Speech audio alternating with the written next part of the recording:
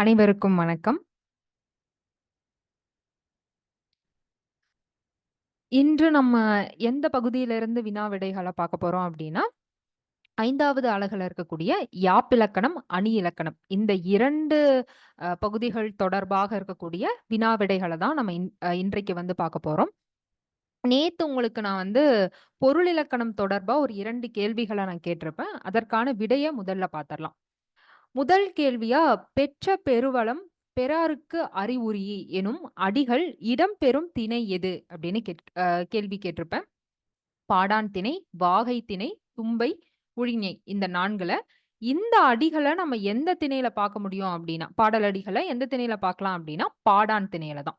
இப்ப இந்த கேள்விக்கான சரியான பதில் பாடான் திணை என்பதுதான். அடுத்ததாக 2வதாக தீதுடை புலவி தீர்க்கும் அகமாந்தர் யார் அப்படின்னு கேள்வி கேட்டிருப்பேன். இளையர், கண்டோர், பாகன், நற்றாய் இந்த 4வர்ல. இது உங்களுக்கு அதனுடைய நூற்பா அடிகள்ல இருந்து கேட்கப்பட்ட கேள்வி. தலைமக்களுக்கு தலைவன் தலைவிக்கு ஏற்படக்கூடிய அந்த ஊடல தீர்க்கக்கூடிய அகமாந்தர் யார் அப்படின்னு கேள்வி கேட்கப்பட்டிருக்கு. யாரு அப்படின்னா கண்டோர் தான். இப்ப இந்த கேள்விக்கான சரியான பதில் கண்டோர் என்பதுதான். யாரெல்லாம் இந்த 2 கேள்விக்கும் சரியா பதில் சொல்லியிருந்தீங்களோ, அவங்களுக்கு என்னுடைய பாராட்டுக்கள். இன்று நம்ம அதே இலக்கண பகுதிகள்ல இருக்கக்கூடிய யாப்பிலக்கணம், அணி இலக்கணம் தொடர்பான கேள்விகள தான் நம்ம வந்து பார்க்க போறோம். இதுல உங்களுக்கு வந்து தொல்காப்பியத்துல யாப்பு அணி தொடர்பாக இருக்கக்கூடிய பகுதியில இருந்தும் ஒரு சில கேள்விகள் இடம்பெறும். முதல் கேள்வி, யாப்பருங்கல காரிகை குறிப்பிடும் காரியைகள் எது? ரொம்பவுமே எளிமையான கேள்வி இல்லையா? அதாவது யாப்பருங்கல காரிகையில பார்த்தோம் அப்படின்னா 3 இயல்கள் இருக்கும். உருபியல், செய்யுளியல், ஒழிபியல் அப்படின்னு 3 இயல்கள் இருக்கும். அந்த 3 இயல்களையும் மொத்தமா எத்தன காரியைகள் அப்படின்னு தான் அந்த நூல்ல குறிப்பிட்டிருப்பாரு ஆசிரியர். அப்ப அந்த 3 இயல்களும் மொத்தமா எத்தன காரியைகள் இடம்பெறும் என்பதுதான் கேள்வியா கேட்கப்பட்டிருக்கு. 45, 50, 44, 60. எத்தன காரிகைகள் இடம்பெறும்? மொத்தமா 44 காரிகைகள் தான். இப்போ அ இந்த கேள்வி பார்த்தீங்க அப்டின்னா, ரொம்பவுமே எளிமையான கேள்வி தான் இல்லையா? இப்டி எளிமையான கேள்விகள் உங்களுக்கு தேர்வுல கேட்பாங்களா அப்டின்னா, நிச்சயமாக எளிமையான கேள்விகளும் உங்களுக்கு வரும். ஆ ரொம்பயுமே கடினமான கேள்விகள மட்டும் தான் கேட்பாங்க அப்டின்னு சொல்ல முடியாது. எல்லா கேள்விகளும் உங்களுக்கு கலந்து தான் இருக்கும். அதனால பயப்படும்போது படிக்கும்போது பயந்துட்டு எளிமையான கேள்வி இந்த பகுதியெல்லாம் நமக்கு வராது அப்படிங்கிற காரணத்தினால, அத விட்டுட்டு நம்ம முதல்ல கஷ்டமா இருக்கிறத மட்டுமே நம்ம வந்து பார்த்துக்கலாம். இது நம்மளுக்கு தெரிஞ்சது தான்னு நம்ம விட்டுருவோம். அதனால நீங்க முதல்ல தெரிஞ்ச பகுதிகள்லாம் கொஞ்சம் அ ஒரு தடவ ரிவிஷன் பண்ணிட்டு, அதுக்கப்புறம் கடினமான பகுதிகள முதல்ல படிங்க. சரிங்களா? அதுக்கு முன்னாடி கொஞ்சம் ஓரளவு இந்த பகுதிகள் ஏற்கனவே இதெல்லாம் தெரிஞ்சிருக்கும் இல்லையா நமக்கு? அதெல்லாம் சின்னதா ஒரு ரிவிஷன் மட்டும் குடுத்துக்கோங்க. இதிலிருந்தும் இப்படியும் எளிமையான நம்மளுக்கு கொஞ்சம் நல்லா தெரிஞ்ச பகுதிகள்ல இருந்தும் கேள்விகள் நிச்சயமாக இடம்பெறும். அதே மாரி முழுக்க முழுக்க எளிமையாகவேவும் இருக்காது. எல்லா கேள்விகளும் நடுநிலையான கேள்விகள், கடினமான கேள்விகள் அப்படின்னு எப்படி எல்லா யூனிட்ல இருந்தும் உங்களுக்கு கேள்விகள் வரும்னு சொல்றோமோ, அதே மாரி இந்த 3 நிலைகளும் அ உள்ளடக்கி தான் உங்களுக்கு கேள்விகளும் கேட்கப்படும். சரிங்களா? அதனால கடினமா தான் கேள்வி வரும் அப்படின்னே நெனச்சு பயந்துட்டு இருந்தீங்க அப்படின்னா, அந்த பயம் உங்களுக்கு தேவையில்ல. எல்லாமே கலந்து தான் உங்களுக்கு கேள்வியா கேட்பாங்க. இப்போ அடுத்த கேள்வி பார்த்தரலாம். அடுத்த கேள்வியானது மாதுரியம் என்றழைக்கப்படுவது எது என்பதுதான் கேள்வியாக கேட்கப்பட்டிருக்கு. அதாவது தெளிவு, சமநிலை, இன்பம், ஒழுகிசை இந்த 4. இப்ப இத நம்ம வந்து தண்டி அலங்காரம் படிக்கும்போது, அதுல வந்து நெறிகள் பார்த்திருப்போம். வைதர்ப்ப நெறி, கௌட நெறின்னு பார்த்திருப்போம் இல்லையா? அந்த நெறிகளுக்குரிய குணங்களினுடைய பெயர்களாக இருக்கக்கூடியதான் இந்த 4ம். இப்ப முதல்ல இந்த 4னுடைய பொருள நம்ம ஒவ்வொன்றாக சுருக்கமாக பார்த்தரலாம். முதல்ல இருக்கக்கூடிய குணம் என்ன அப்டின்னா, தெளிவு என்பதுதான். தெளிவுனா நம்ம என்ன சொல்லுவோம்? ஒரு பாடல்ல, இல்ல செயலினுடைய பொருளானது நம்ம சீக்கிரமா புரிஞ்சுக்கிற மாரி, எளிதில் புரிஞ்சுக்கிற மாரி தோன்றக்கூடியது தான் என்ன? தெளிவு என்பது. அடுத்ததாக சமநிலை. சமநிலை என்பதனுடைய பொருள் என்ன? வல்லினம், மெல்லினம், இடையினம். அந்த 3 எழுத்துக்களும் அ கலந்து வர அமையக்கூடியது தான் என்னன்னு சொல்லப்படுது? சமநிலை என்று சொல்லப்படுது. இப்ப இதெல்லாம் பொருள் நம்மளுக்கு படிக்கும்போதே, அதோடவே இணைந்து அதனுடைய நூற்பாவும் எப்படி இருக்குங்கிறத நம்ம வந்து பார்க்கணும். அடுத்ததாக சில நேரங்கள்ல இந்த பொருளுக்கு பதிலா நூற்பாவ கூட உங்களுக்கு குடுக்கலாம். அடுத்ததாக பார்த்தீங்க அப்டின்னா, இன்பம். இன்பம் என்பது வந்து என்ன அப்டின்னா, அ இன்பத்தினுடைய பொருளாக இங்க சொல்லப்படக்கூடியது, சொல்லாலேயோ, பொருளாலேயோ சுவைப்பட அமையக்கூடியது. ஒண்ணா சொல்லினால சுவைப்பட அமைதல், இல்ல பொருளால சுவைப்பட அமைதல். இன்பம் அப்டின்னாலே, அதனுடைய பொருளாக முதல்ல சொல்லக்கூடியது என்ன அப்டின்னா, இனிமை உடையது என்பதுதான். அப்போ அது சொல்லாலேயும், பொருளாலேயும் சுவைப்பட இனிமையாக அமையக்கூடிய தான் இங்க இன்பம் என்ற இந்த குணத்தினுடைய பொருளாக சொல்லப்படுது. இந்த இன்பம் தான் என்னன்னு அழைக்கப்படுது அப்டின்னா, மாதுரியம் என்று அழைக்கப்படுது. அடுத்ததாக இறுதியாக இருக்கக்கூடியது என்ன அப்டின்னா, ஒழுகிசை என்பது. ஒழுகிசை அப்டின்னா, வெறுக்கத்தக்க கூடிய இசை இல்லாம, இனிய இசையால நம்ம வெறுக்கத்தக்க கூடிய இசை இல்லாம, இனிய இசையால அமையக்கூடியது தான் வந்து என்னன்னு சொல்லப்படுது அப்டின்னா, ஒழுகிசை அப்டின்னு சொல்லப்படுது. இப்போ இந்த கேள்வி எங்கருந்து கேட்டிருக்காங்க அப்டின்னா, மாதுரியம் என்று அழைக்கப்படுவதுன்னு கேட்டிருக்காங்க இல்லையா? இந்த மாதுரியம் என்பது என்னன்னா, இந்த இன்பம் என்ற இந்த குணத்த குறிப்பிடுறதுக்கு வடநூலார் பயன்படுத்தின ஒரு சொல் தான். வடநூலார் குறிப்பிடக்கூடிய சொல் தான் என்ன அப்டின்னா, மாதுரியம் என்பது. இப்ப அங்கிருந்து தான் இதனுடைய வேறு பெயராக மாதுரியம் என்று அழைக்கப்படுவது எது அப்டின்னு கேட்டிருக்காங்க. அப்ப இந்த கேள்விக்கான சரியான பதில் என்ன அப்டின்னா, இன்பம் என்பது தான். அடுத்தது பொறுத்துக. இதுல வினை, பயன், வடிவம், நிறம் இந்த 4 உவம உருபுகளுக்கு ஓம உருபுகளாக வரக்கூடியது எது அப்படின்னு கேட்கப்பட்டிருக்கு. இப்போ இந்த 4க்குமே நம்ம பார்த்தோம் அப்படின்னா, ஒவ்வொன்றுக்கும் உரிய உவம உறுப்புகள நம்ம வந்து முதல்ல பார்த்துக்கலாம்.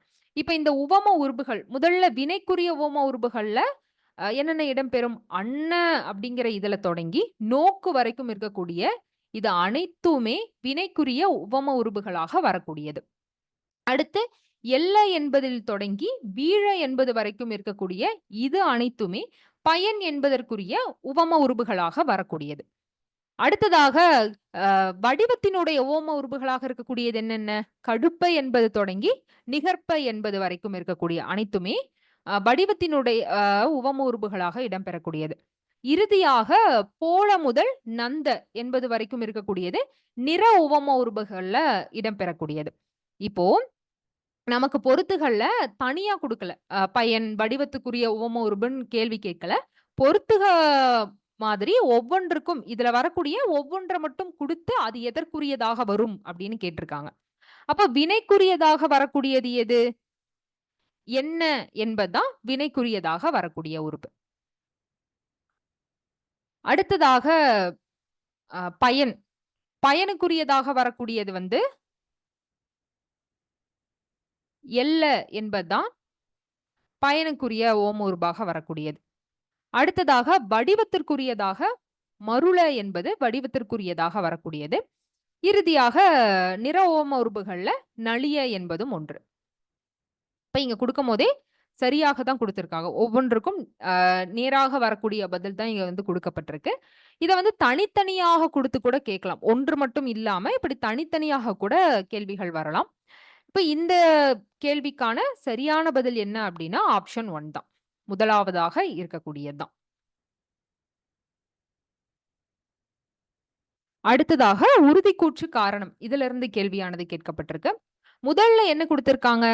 யாதானும் யாதானும் நாடாமல் என்ற சீர்களுக்கு இடையில் ஏந்திசை செப்பலோசைக்கு காரணமான தலை உள்ளது அப்படின்னு குடுக்கப்பட்டிருக்கு. அதற்கான காரணமாக இயற்சீர் வெண்டலையால் உருவாகும் ஓசை ஏந்திசை செப்பலாகும் அப்படின்னு குடுத்திருக்காங்க. இப்போ இது முதல்ல இருந்து தொடங்கலாம். இப்ப யாதானும் நாடாமல் அப்படிங்கிற இந்த சொல்ல முதல்ல நம்ம வந்து பிரிச்சுக்கலாம். இப்ப யாதானும் அப்படிங்கிறத நம்ம எப்படி பிரிக்கலாம்?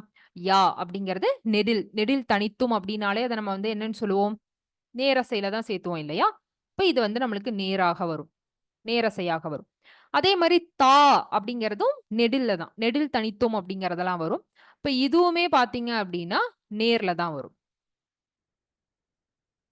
அடுத்ததாக நூ என்பது வந்து உங்களுக்கு குரில். அதோடு ஒரு ஒற்று வந்திருக்கு. என்ற ஒரு ஒற்று வந்திருக்கு. அப்ப குறிலோடு ஒரு ஒற்று வந்தாலுமே அத நம்ம வந்து என்ன சொல்லுவோம்? நேரசைன்னு தான் சொல்லுவோம் இல்லையா? இப்ப நேரசை, நிறையசையினுடைய வாய்ப்பாடுகள்லாம் நம்ம சொல்லுவோம் இல்லையா? அத வச்சு தான் இங்க நான் வந்து பிரிச்சிருக்கேன். அதே மாதிரி இந்த நாடாமல் அப்படிங்கிறத நம்ம பிரிச்சோம் அப்படின்னாலுமே, நா என்பது நெடில், நெடில் தனித்தும்ங்கிறத அத வந்து நேருன்னு தான் சொல்லுவோம். நாடாமல் அப்படிங்கிறதுல அடுத்ததாக டா அப்படிங்கிறது இருக்கு. இதுவுமே நம்ம என்னன்னு சொல்லுவோம்? நெடில் தனித்து அப்படிங்கிறனால, அதுவுமே நம்ம என்ன சொல்லுவோம்? நேர் என்று தான் சொல்லுவோம். அடுத்ததாக இங்க நம்ம பார்த்த மாதிரியே தான். மா என்பது குரில், குறிலோடு இல் என்ற ஒரு ஒற்றும் இருக்கு. அப்ப இதுவுமே நேர், நேர், நேர் என்று தான் வரும். அப்போ நேர், நேர், நேர் அப்படின்னாலே அத நம்ம எதுல சேர்த்துவோம்? காய் சீர்ல தான் சேர்த்துவோம் இல்லையா? அப்போ இங்க எத பார்க்க சொல்லியிருக்காங்க? தலைய தான் வந்து பார்க்க சொல்லியிருக்காங்க. அப்ப இந்த தலையில பார்த்தீங்க அப்டின்னா, காய் சீர் முன்பாக நமக்கு நேர் வந்துச்சு அப்டின்னா, அத நம்ம என்னன்னு சொல்லுவோம்? வெண்சீர் வெண்டலை அப்டின்னு சொல்லுவோம். தலைக்குரிய வகைகள்ல பார்த்தோம் அப்டின்னா, காய் முன் நேர் வந்துச்சு அப்டின்னா, அத நம்ம வந்து வெண்சீர் வெண்டலை அப்டின்னு தான் குறிப்பிடுவோம். இல்லையா? அப்போ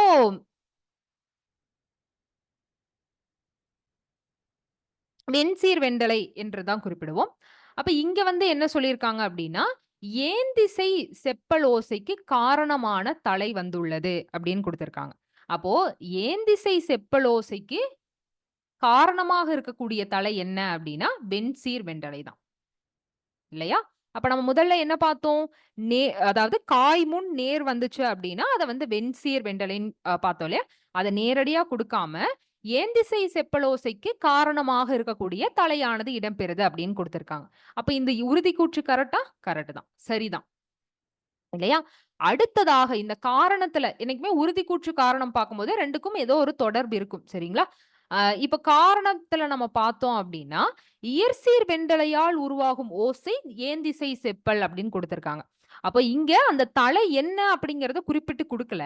இங்க வந்து என்ன சொல்லியிருக்காங்க, காரணத்துல என்ன சொல்லியிருக்காங்க அப்டின்னா, "அந்த தலையானது இயற்சீர் வெண்டலையால உருவாகக்கூடியது" அப்டின்னு சொல்லியிருக்காங்க. ஆனா நம்ம முன்னாடியே பார்த்துட்டோம்.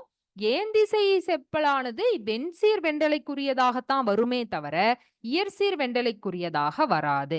இயற்சீர் வெண்டலைக்குரியதாக வரக்கூடிய ஓசை எது?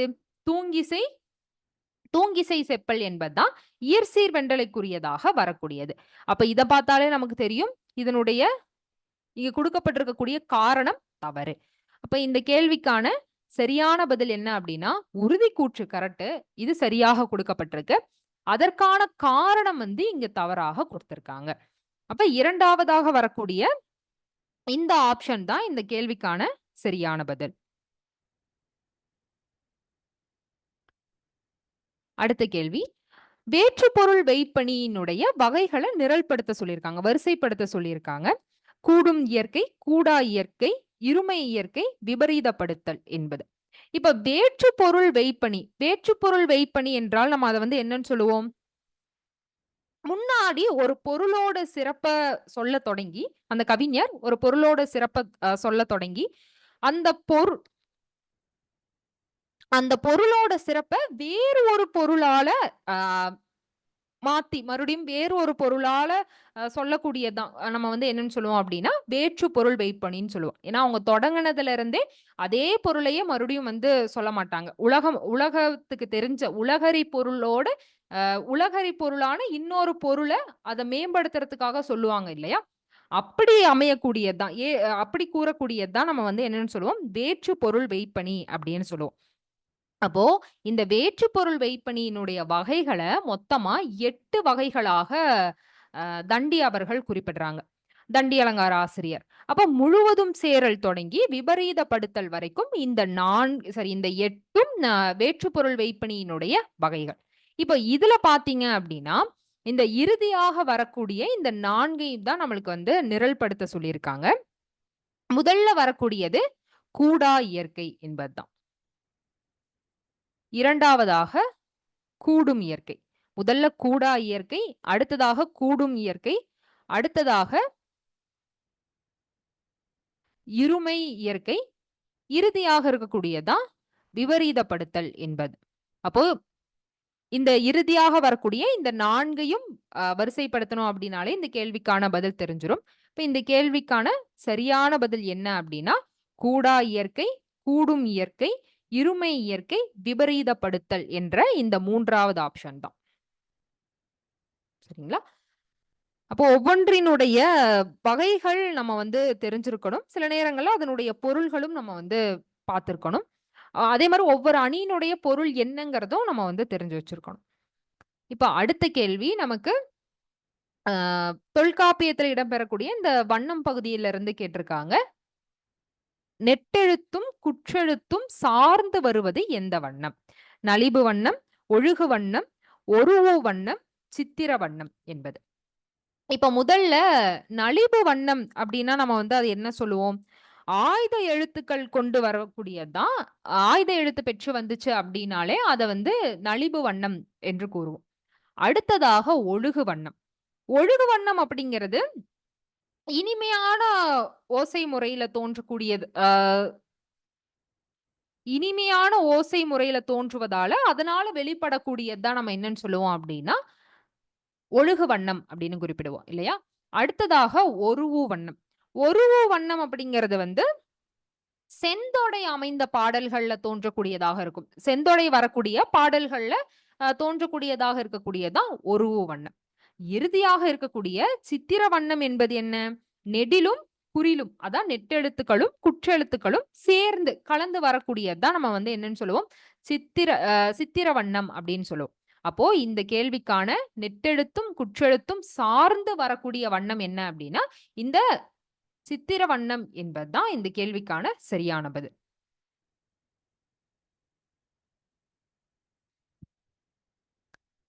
அடுத்த கேள்வி. அடுத்ததாக உங்களுக்கு தண்டி அலங்காரம் பற்றின 4 குறிப்புகள் குடுக்கப்பட்டிருக்கு. இந்த 4 குறிப்புகள்லயுமே அதாவது இந்த 4 குறிப்புகள்ல எதெல்லாம் உங்களுக்கு சரி, இல்ல எது தவறு அப்படின்னு எதெல்லாம் சரி அப்படிங்கிறத தான் நம்ம வந்து பார்க்கணும். இப்ப முதல்ல பார்த்தோம் அப்படின்னா, தண்டி அலங்காரமானது காப்பிய இலக்கணம் கூறும் நூல் அப்படிங்கிற தான் முதல் குறிப்பாக குடுக்கப்பட்டிருக்கு இல்லையா? அப்ப இது சரியா அப்படின்னா, ஆமா. காப்பியத்தினுடைய இலக்கணத்த கூறக்கூடிய நூல் தான் தண்டி அலங்காரம். அதுல நம்ம காப்பியத்தினுடைய இலக்கணத்த நம்ம வந்து பார்க்க முடியும். அடுத்ததாக தண்டி ஆசிரியர் நூற்பாவும் செய்து உரையும் உதாரணமும் எழுதினார் அப்படின்னு சொல்லப்பட்டிருக்கு. அதாவது இந்த தண்டி அலங்காரத்தினுடைய ஆசிரியர் தான் யாரு? தண்டி என்பவர். அவரால எழுதப்பட்டதா இந்த நூல் இல்லையா? அவரு இந்த நூலையும் எழுதி, நூற்பாவையும் எழுதி, இந்த நூலினுடைய நூற்பாக்களையும் எழுதி, அந்த நூலுக்கு உரையும் எழுதி, உதாரணமும் எழுதியிருக்காரு அப்படின்னு ஒரு கூற்றானது இங்க குடுக்கப்பட்டிருக்கு. இது சரியா அப்படின்னா, இது சரிதான். இது வந்து எந்த இடத்துல இந்த இந்த கருத்த நம்ம பார்க்க முடியும் அப்படின்னா, பிரயோக விவேகம் அப்படிங்கிற நூல் இருக்கு இல்லையா? பிரயோக விவேகம் அப்படிங்கிற நூல். அந்த நூல்ல இந்த குறிப்பானது இடம்பெறும். தண்டி ஆசிரியர் அந்த நூலுக்கு நூற்பாவையும் எழுதி, உரையும் உதாரணமுமே எழுதியிருக்காரு அப்படிங்கிற அந்த குறிப்பானது இடம்பெறும். அப்ப அத மையமிட்டு அத அப்படியே இங்க வந்து கருத்தா வந்து குடுத்திருக்காங்க. அப்ப இது தண்டி அலங்காரத்தோடு பொருந்தி வரக்கூடிய சரியான கருத்தா அப்படின்னா சரிதான். அடுத்ததாக பொருளணியியல் பொருளணியியலில் 37 அணிகள் இடம்பெற்றுள்ளன அப்படிங்கிற கருத்தானது அடுத்ததாக கொடுக்கப்பட்டிருக்கு. இப்போ இதுல பார்த்தீங்க அப்படின்னா, தண்டி அலங்காரமானது 3 அணிகள கொண்டது. 3 இயல்கள் இதுல வந்து இருக்கும் இல்லையா? முதலாவதாக பொதுவணியியல் இருக்கும். அடுத்ததாக பொருளணியியல் இருக்கும். அடுத்ததாக இருக்கக்கூடியதா சொல்லணியியல். இப்ப இதுல 2வதாக இடம்பெறக்கூடிய இந்த பொருளணியியல்ல மொத்தமா 37 அணிகள் குடுக்கப்பட்டிருக்கும். 37 அணிகளினுடைய இலக்கணம் தான் பேசப்பட்டிருக்குமா அப்படின்னா கிடையாது. மொத்தமா 35 அணிகளினுடைய இலக்கணங்கள் இங்க பேசப்பட்டிருக்கும். தன்மை அணி தொடங்கி பாவிக அணி அ வரைக்கும். தன்மை அணியில தான் தொடங்கியிருப்பாரு தண்டி ஆசிரியர். இறுதியாக பாவிக அணியில முடிச்சிருப்பாரு. இப்போ இது மொத்தமா 35 அணிகள் இடம்பெற்றிருக்குமே தவிர, 37 அணிகள் இடம்பெற்றிருக்காது. அப்ப இதுதான் தவறான கருத்து. அடுத்ததாக இறுதியாக இருக்கக்கூடியது என்ன? இந்நூலின் கருத்துக்களை மையமிட்டு எழுதப்பட்டதே தண்டி அலங்கார சாரம் என்ற நூல். இந்த தண்டி அலங்கார சாரம் அப்படிங்கிற நூல் இருக்கு இல்லையா? இந்த நூலானது சீனிவாச ராகவாச்சாரியார் அவர்களால எழுதப்பட்டது தான் இந்த தண்டி அலங்கார சாரம் அப்படிங்கிற நூல். இந்த நூல் அ இந்த நூலானது எத பத்தி பேசக்கூடியது அப்படின்னா, இந்த தண்டி அலங்காரத்தில் இருக்கக்கூடிய கருத்துக்கள் இருக்கு இல்லையா? அந்த கருத்துக்கள் எல்லாத்தையுமே தொகுத்து ஒரு வசன உரைநடை நூலாக இந்த நூல வந்து இவர் எழுதியிருப்பாரு. அப்ப இங்க என்ன நம்மளுக்கு குறிப்பு குடுத்திருக்காங்க? இந்த நூலினுடைய தண்டி அலங்காரத்தினுடைய கருத்துக்களை மையமிட்டு எழுதப்பட்டது அப்படின்னு குடுத்திருக்காங்க. அப்போ அ அப்போ அதுல இருக்கக்கூடிய கருத்துக்கள தான் இங்க தொகுத்து அவங்க இந்த நூல படைச்சிருக்காங்க அப்படிங்கும்போது, இந்த கருத்துமே, இந்த குறிப்புமே இங்க சரியான ஒன்று தான். அப்போ இந்த கேள்விக்கான சரியான பதில் என்ன அப்படின்னா, ஆப்ஷன் 1 தான். ஏ, பி, டி சரி. இந்த சில வரக்கூடிய அந்த அணிகளினுடைய எண்ணிக்கை இங்க தவறாக குடுக்கப்பட்டிருக்கு. அடுத்த கேள்வி. மருட்பாவின் ஓசை முடிவு. அகவலும் செப்பலும், அகவலும் துள்ளலும், துள்ளலும் தூங்கலும், தூங்கலும் அகவலும் என்பது. மருட்பா அப்படிங்கிறதுக்கு தனியாக நம்மளுக்கு ஓசை கிடையாது இல்லையா? அப்ப இந்த மருட்பாவுக்கான ஓசையானது எதெல்லாம் பெற்று வரும் என்பது தான் இங்க குடுக்கப்பட்டிருக்கு. இப்ப நம்ம ஒரு ஒரு இப்ப ஐவகை பாக்கள் எடுத்துட்டோம் அப்டின்னா, அதுல மருட்பாவும் ஒன்றாக வரக்கூடியது. இப்போ ஒவ்வொரு பாவினுடைய ஓசைகள மட்டும் உங்களுக்கு விரைவா நான் சொல்லிர்றேன் முதல்ல. முதல்ல நம்ம செப்பலோசை என்பது எதற்குரியது? வெண்பாவிற்குரியது தான் நம்ம செப்பலோசைன்னு சொல்லுவோம் இல்லையா? அடுத்ததாக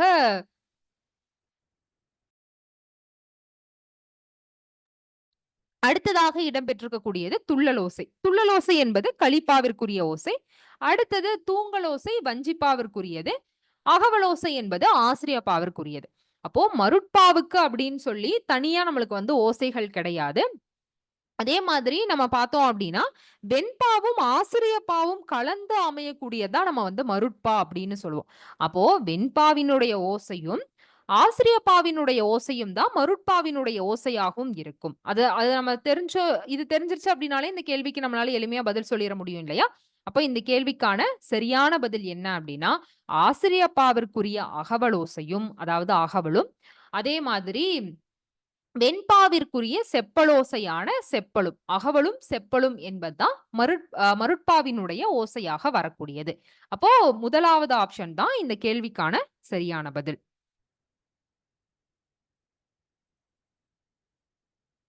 அடுத்த கேள்வி. தண்டி அலங்காரம் வழி தொகைநிலை செய்யுள்களின் வகைகளை நிரல்படுத்துக அப்படின்னு கொடுக்கப்பட்டிருக்கு. இப்போ இதுல முதல்ல பார்த்தோம் அப்படின்னா, 4 வகையான செய்யுள்கள் இங்க தண்டி அலங்காரத்துல நம்ம பார்க்க முடியும். முத்தகம், குலகம், தொகைநிலை, தொடர்நிலை அப்படின்னு 4 வகை. அதுல இங்க தொகைநிலை செய்யுளானது கொடுக்கப்பட்டிருக்கு. அப்போ தனித்தனியா இருக்கக்கூடிய பல பாடல்கள்ல தொகுக்கப்படுவது தான் நம்ம தொகைநிலை செய்யுள்னு சொல்லுவோம் இல்லையா? அப்போ இந்த தொகைநிலை செய்யுளினுடைய வகைகளாக மொத்தமா 8 வகைகள தண்டி அவர்கள் குறிப்பிட்டிருப்பார். இப்ப என்ன அத சொல்லக்கூடிய நூற்பா தான் என்ன அப்படின்னா, இந்த நூற்பா. அதாவது முதல்ல பார்த்தோம் அப்படின்னா, ஒருவர் உரைத்தவும். அதாவது ஒருவரால பாடப்பட்டது. பல்லோர் பகிர்ந்தவும். பலரால பாடப்படக்கூடியது. பலரால பாடப்பட்டது. அடுத்ததாக எப்படிலாம் தொகைநிலை செய்யுள் இருக்கும் அப்படிங்கிற அந்த வகைய 8ஆக சொல்றாங்க. அடுத்ததாக பார்த்தோம் அப்படின்னா, பொருள், இடம், காலம், தொழில் என 4னும். அதாவது இந்த 4ஆலையும் தொகுக்கப்பட்டது. பொருளால தொகுக்கப்பட்டது, இடத்தால தொகுக்கப்பட்டது, அடுத்து காலத்தால, அடுத்து தொழிலால தொகுக்கப்பட்டது. அடுத்து இறுதியாக பார்த்தோம் அப்படின்னா, பாட்டு வகையால தொகுக்கப்பட்டது, அடுத்து அளவால அப்படின்னு இந்த தொகைநிலை செயலினுடைய வகைகளை 8 வகையாக பிரிச்சிருப்பாரு. இப்போ கேள்வி எங்கிருந்து கேட்டிருக்காங்க அப்படின்னா, இந்த 4 வகை இருக்கு இல்லையா? அத இந்த நூற்பாவின் வழி வரிசைப்படுத்த சொல்லியிருக்காங்க. இந்த 4யும் தான் இங்க குடுத்திருக்காங்க. இத இந்த நூற்பால எப்படி இடம் பெற்றிருக்கோ, அதன்படி நம்ம நிரல்படுத்தணும். முதல்ல நமக்கு என்ன இருக்கு? பொருள், அடுத்ததாக இடம், இங்க இருக்கக்கூடியதுதான். பொருள், இடம், அடுத்ததாக காலம், அடுத்ததாக தொழில். பொருள், இடம், காலம், தொழில் என்ற இந்த 4யும் தான் இந்த வரிசையில தான் இதனுடைய வகைகள் வரும் இல்லையா? அப்ப இந்த கேள்விக்கான சரியான பதில் என்ன அப்படின்னா, 4வது ஆப்ஷன் தான். அடுத்த கேள்வி. கருதியது கிளவாது அப்பொருள் தோன்ற பிரிது ஒன்று உரைப்பது எது? தன் மேம்பாட்டுரை அணி, பரியாயவணி, வேற்றுமை அணி, நிரல் நிறை அணி. இப்ப இதுவும் இந்த அணியினுடைய பொருள நூற்பால இருந்து அப்படியே குடுத்திருக்காங்க. இப்ப இந்த 4னுடைய நூற்பாக்கள நம்ம முதல்ல பாத்திரலாம். முதலாவதாக இருக்கக்கூடியது என்ன? தன் மேம்பாட்டுரை அணி இல்லையா? அப்போ தான் தன் புகழ்வது தன் மேம்பாட்டுரை. அதாவது ஒருவன் தன்னை தானே புகழ்ந்து சொல்லக்கூடியதா நம்ம என்னன்னு சொல்லுவோம்? தன் பாடுன்னு சொல்லுவோம் இல்லையா? அதுதான் இந்த பொருளினுடைய இந்த நூற்பாவினுடைய பொருளாக இருக்கக்கூடியது.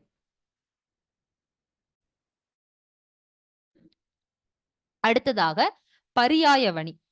பரியாயவணி என்பது கருதியது கிளவாது அப்பொருள் தோன்ற பிரிது ஒன்று உரைப்பது பரியாயம்மே அப்படின்னு கொடுத்திருக்காங்க. அதாவது ஒரு கவிஞர், ஒரு புலவன் தான் என்ன நினைச்சாங்களோ அத வந்து சொல்லாம, அந்த பொருள் தோன்ற மாரி அத நேரடியா சொல்லாம, அந்த பொருள் தோன்றுற மாரி வேறு ஒன்ற கூறுவது தான் நம்ம வந்து என்னன்னு சொல்லுவோம்?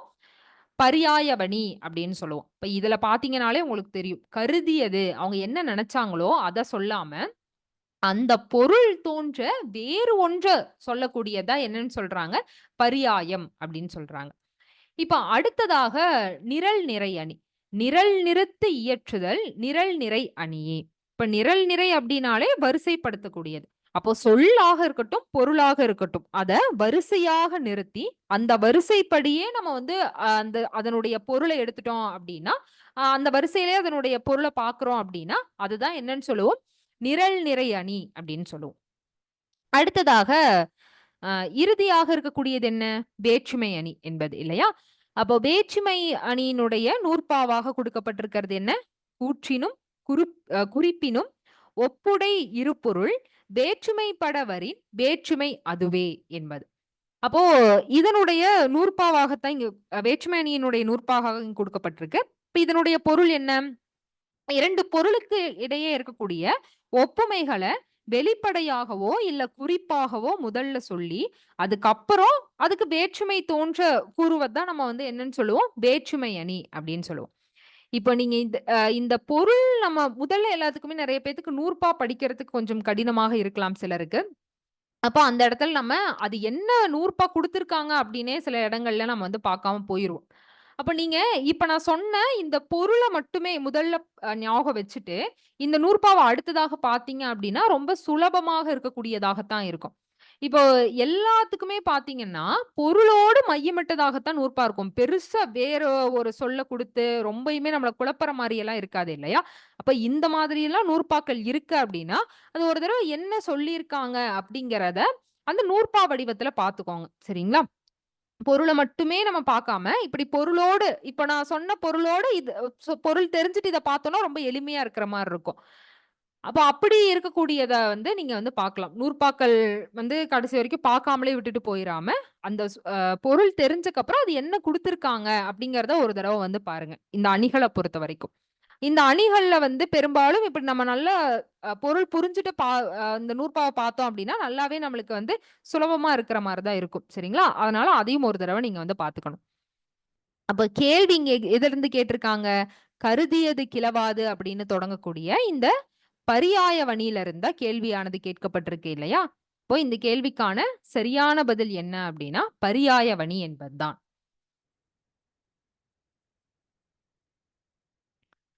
அடுத்த கேள்வி. 3 அடியில் அமையும் வெண்பாவின் வகை எது என்பது.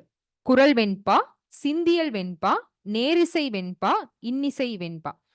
இப்போ இந்த வெண்பாக்கள்ல முதல்ல குறள் வெண்பாவினுடைய அடியாக நம்ம எத சொல்லுவோம்? 2 அடி தான் நம்ம சொல்லுவோம் இல்லையா? அடுத்ததாக இந்த நேரிசை வெண்பாவாக இருக்கட்டும், இன்னிசை வெண்பாவாக இருக்கட்டும். இந்த 2க்குமே உரியது 4 தான். 4 அடியில தான் இந்த 2மே வரும் இல்லையா? அடுத்ததாக இந்த சிந்தியல் வெண்பால தான் 3 அடி. 3 அடியில அமையக்கூடிய வெண்பா எது? சிந்தியல் வெண்பா என்பதுதான். அப்ப இந்த சிந்தியல் வெண்பா தான் இந்த கேள்விக்கான சரியான பதில்.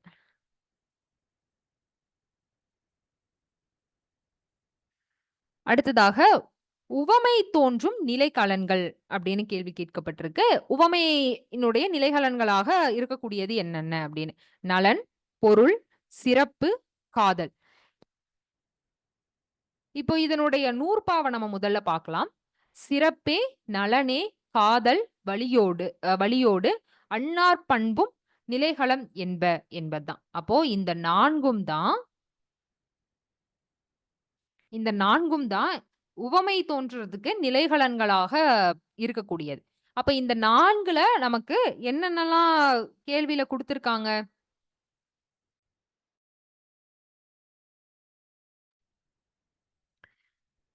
முதலாவதாக சிறப்பு பார்த்தோம். அடுத்ததாக நலன் என்பது. அடுத்ததாக காதல். பொருள் என்பது இங்க இருக்கா? இல்ல. வழி என்பது தான் இங்க இருக்கே தவிர, பொருள் என்பது இல்ல.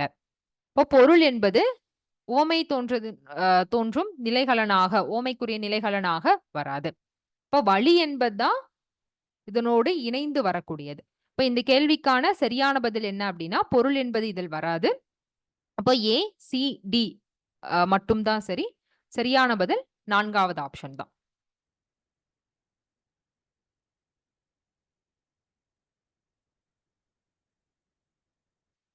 அடுத்ததாக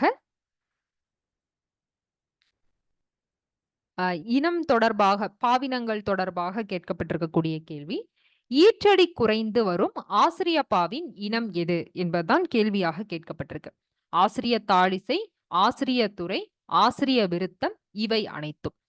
இப்போ இதுல எந்த இந்த 3மே பார்த்தீங்க அப்படின்னா, தாழிசை, துறை, விருத்தம் அப்படிங்கிற இந்த 3மே எதனுடைய இனங்களாக வரக்கூடியது? ஆசிரியப்பாவினுடைய இனங்களாக வரக்கூடியது.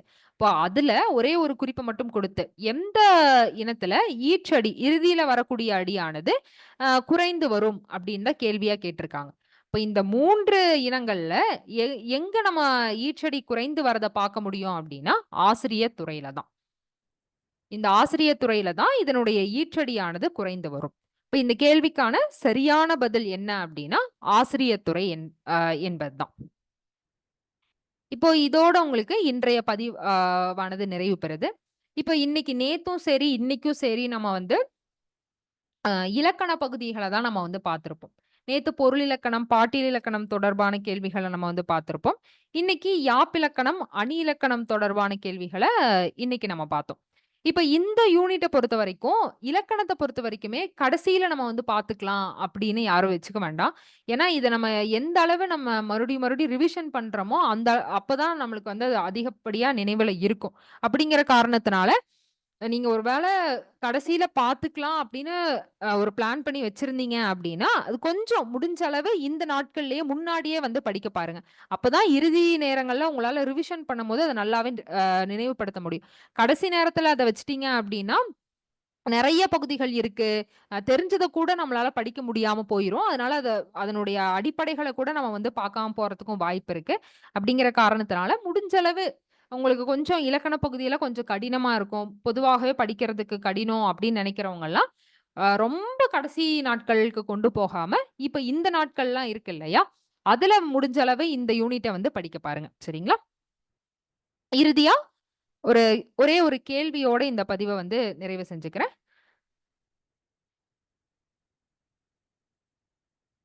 என்ன கேள்வி அப்டின்னா, குறள் வெண்பா இருக்கு இல்லையா? யாப்பருங்கல காரிகையில குறள் வெண்பா இருக்கு இல்லையா?